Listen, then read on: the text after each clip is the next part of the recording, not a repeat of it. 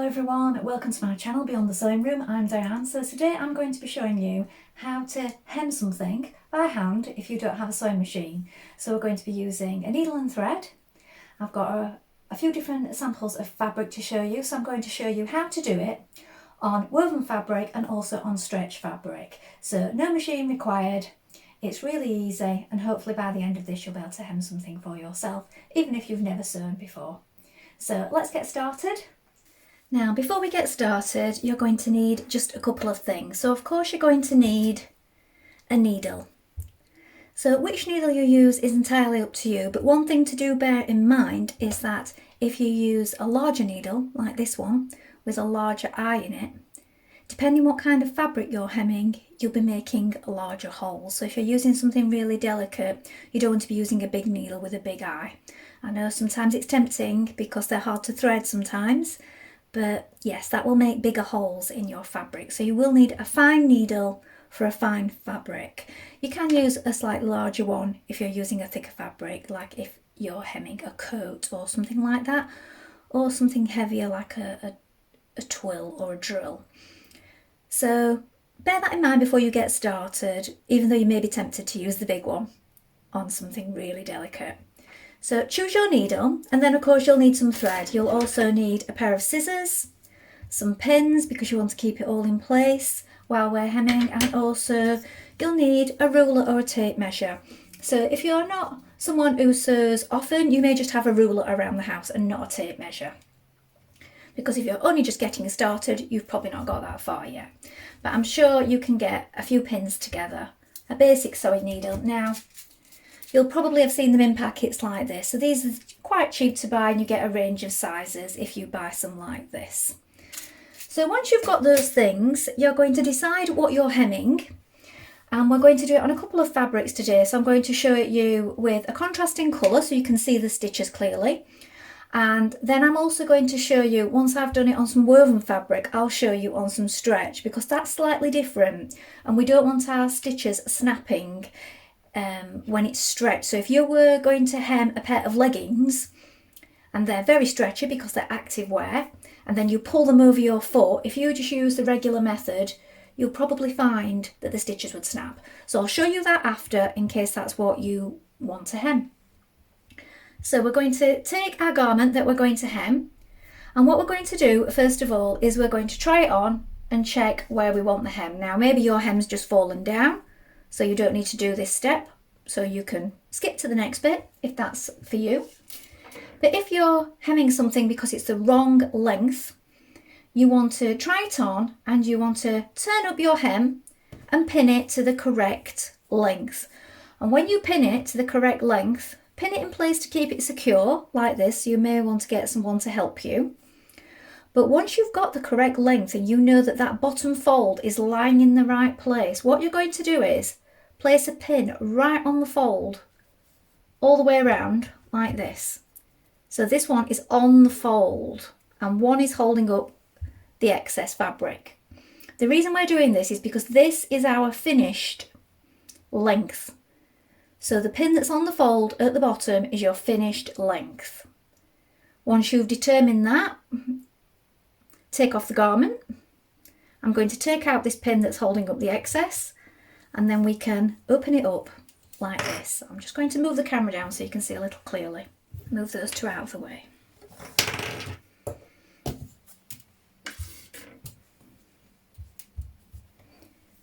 So if we open it up like this, we will see that on whatever garment we're hemming, we've got these pins on the line where it was folded up at the bottom. That is going to be our finished length. What you want to do then is cut away the excess, but you're leaving the amount you want to hem. So on mine, I'll show you with my ruler. Do it in centimetres because that will appeal to most people. I've got 3.5 centimetres from that fold to the bottom. So that's how much I'm allowing myself to play with for the hem. So anything below this you can cut away, but you want to allow yourself 3.5 centimetres if you want to do it the same sort of length as me. Now this next bit is entirely up to you, but you can turn up anywhere between 6mm and a centimetre. You may find a centimetre is easier because it's easier to handle. So what we're doing, that bottom bit, once we've cut away the excess, we're going to just press it up with our iron 1 centimetre like this. That's your first fold. That's just to keep it nice and neat. We've got a nice crisp edge then with a fold. And then the next one, we're going to turn it up again like this and press it with our iron, and this time your pins, look, will be exactly on the fold of the fabric. So if I put that down flat, look, we press it with our iron and we have it so it's folded once and then it's folded back so that our pins, look, are on the fold at the bottom. That is your finished length of your garment. So whether that be where you've turned it up to the sleeve or the ankle, that is nice and neat. So that's where we want to finish. So you could take these out now. You need to make sure that that's exactly the same on both legs. So if you've pinned one leg, I always find it's best to pin one leg, you know, it's exactly accurate. Measure that amount exactly from the bottom on the other leg and then trim it so that we know that they're an exact matching pair. So that's the marking point of it. So we have it set out like this. You may wish to put some more pins in to keep it in place now. This again will depend on your fabric because some fabrics like this one stay nicely in place and others move about. So if we pin it like that, it keeps it from moving around. So that's all marked now and ready to hem. So we'll move those pins out of the way and we'll talk again about thread. So what thread you use, again, will depend on what you're sewing and also what you want your finished look to look like. So if it's a really thick fabric, again, it will be quite invisible on the inside, even if you've got a bad match fabric quite often because we're using tiny stitches. If you're hemming trousers, you want to get it as close as you possibly can. So if it was a navy, you'd want to try and get a navy thread that matched quite well. So this one is a little bit lighter look, but that would still do. If you want to go and take your fabric to the shop, you can match it exactly. But anywhere within that range of navy would be fine for hemming this one. I'm going to do it in a bright colour so that you can see my stitches. So these sort of threads are best. So these are all-purpose threads. So this one is Gutermann. I'm never sure if I'm saying that correctly, but these are all-purpose threads and these are suitable, hard-wearing and good for hemming. But don't worry if you don't have this one. You may have one that looks like this, or maybe you've inherited one from your nan or your mum that looks like this silko one. Or you may have one like this. These are often used for overlocking machines. I use these on my overlocker. These work fine, but this one would be better. But it doesn't matter, they will all do the job. So choose your thread and then we're going to thread up our needle. So make sure you've got the correct needle. If you're using really fine fabric, as I said, get yourself a fine needle. So we're going to thread that needle now. If you find this tricky, you can get needle threaders to help you. They will help you thread the eye. So do play around with those if you find that you're struggling. You can also get magnifying tools to help you for small work and you might find that that helps you. So if we move those out of the way, we're going to do a hemming stitch. So I'm going to bring you in a little closer and hopefully you'll be able to see nice and clearly. So for the hemming stitch, here we have our fabric marked clearly. I have my needle threaded up. Another tip is don't have too much thread on at one time. The more thread you have on, the more likely you are to get tangled. So please don't think you don't want to thread it again too soon so you get a really long piece because you're going to find it gets knotted up. So we're going to knot it first of all. So you can put a knot in the end. Sometimes it helps if you do a double fold like this and then knot the thread. And then you want the thread on the underside. So come in from the underside like this and then hide that knot within the fold. Now another way you can do this is to pick up a thread like this. So here we have a thread on our needle, wrap the thread around the end of the needle and then pull it through. And that's an embroidery knot, and that will keep it nice and secure as well. So that's just to start us off. Now what we're going to do for the hemming stitch is we're going to pick up one thread just here, or possibly two. And then from the folded part here on this side, we're just going to pick up a couple. And we've got our needle slightly angled, look. Then we're going to pull it through. And it will look like this. Now we're going to do the same again. So pull your thread out the way. We're going to pick up a couple of threads. Angle your needle. Put it in the fold just here. Take another couple of threads. And pull it through.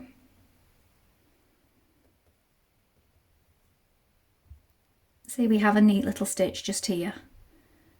Again, do the same. Pick up, angle your needle, take two threads from the fold and pull it through. And we're going to keep doing this all the way along.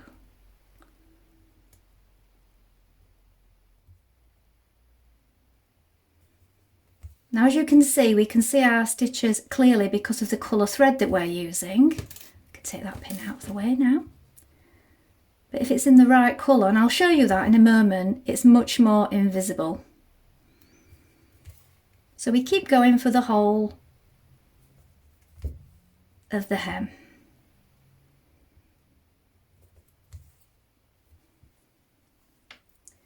Now, as you can see on the other side, my stitches are still completely invisible, even though I didn't use the correct colour thread. And the reason for that being is because we're only taking tiny woven threads from the other side of the fabric. Now I know some people do this and you can still see their stitches on the other side, and that's purely to do with the amount of threads they take or how big their stitching is. You may find it's bigger at first, and as you become more experienced you'll find that it just completely disappears into the fabric. So look, this is my hem. It's nice and secure. We can see the threads on this side, but on this side we can't. So that is for woven. Now to tie off, so I'm going to stop here because I'm going to show you what it looks like in the correct colour thread. So if you want to go on to the next stitch and the next fabric, you can skip ahead in this video. So here is how we tie it off at the end. So again, we're going to take one thread, and I'm going to take one thread from here and one thread from here. I'm going to take my thread that's on my needle, I'm going to wrap it around twice, possibly 3 times, pull that needle out, and there look, we have a secure knot. So we can snip that now.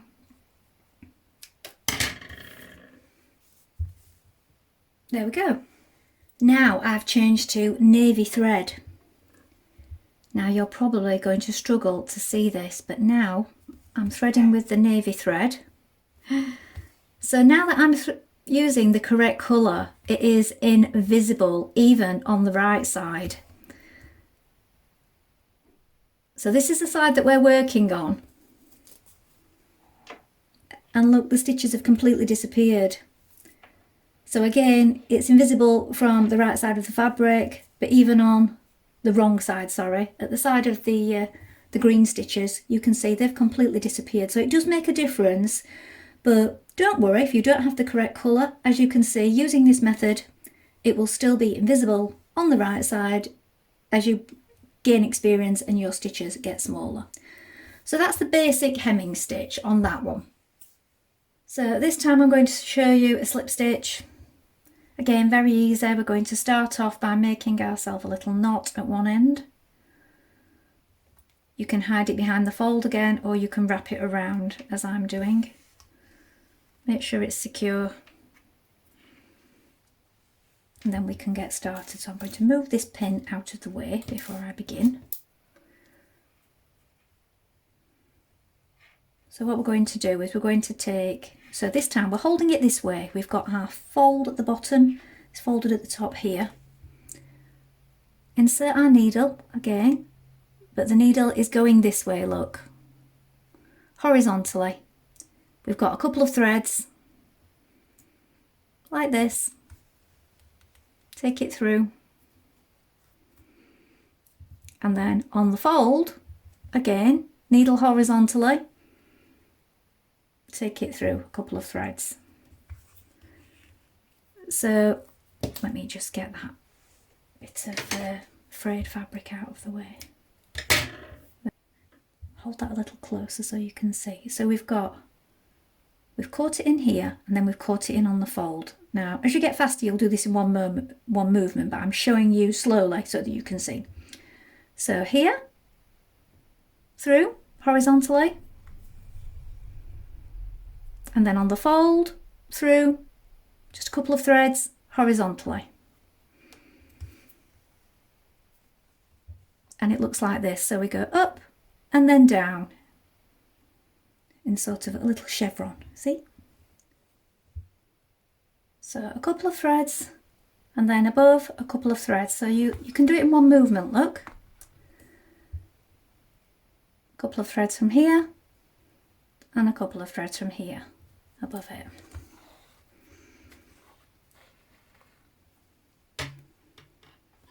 Again.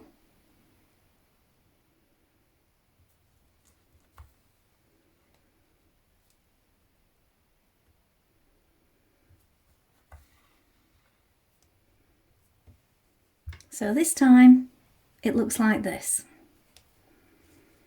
Again, you may have a couple of little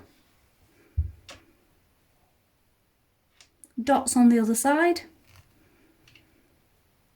But again, when using the right colour thread, this will completely disappear into the fabric. And when you press that, again, it almost disappears on the inside as well, look, because it sort of rolls over it. So that's a slip stitch. Now we're going to do one on a stretch fabric, which is very similar to this actually, and it will make sure that you maintain that stretch as you're stretching on those stretchy garments. So we'll do that one next. Now for this fabric, this one is a rib, and it's very stretchy, so you may have leggings or active wear, and we're going to do a herringbone stitch. So what we need to do is start off again, tie yourself a knot or do a few stitches, hide your knot underneath, and it's very similar to the slip stitch that we've just done. So what we want to do is we're going to take a couple of threads at the top like this, horizontally, but then we're going to go behind it, take another couple, and come down and take a couple from the folded edge. Now you might see on my folded edge for this fabric, I have not folded it up or edged it in any way, because it is stretch fabric, it's a knit, and it doesn't tend to fray on the edge. So you can leave it flat like this if you wish, especially if you're hemming leggings. They tend to be very sort of visible of the hem, and it may be bulky if you fold it up a number of times. So it won't unravel usually, this kind, if it's jersey. If it was knit like a knitted cardigan, obviously it would unravel. But usually leggings, active wear, you'll be fine. So again, take it behind it, so a bit like we're doing a back stitch behind it. And then we're going to come up on the diagonal and take a couple from here. See? And then we're going to go behind that and then come back down.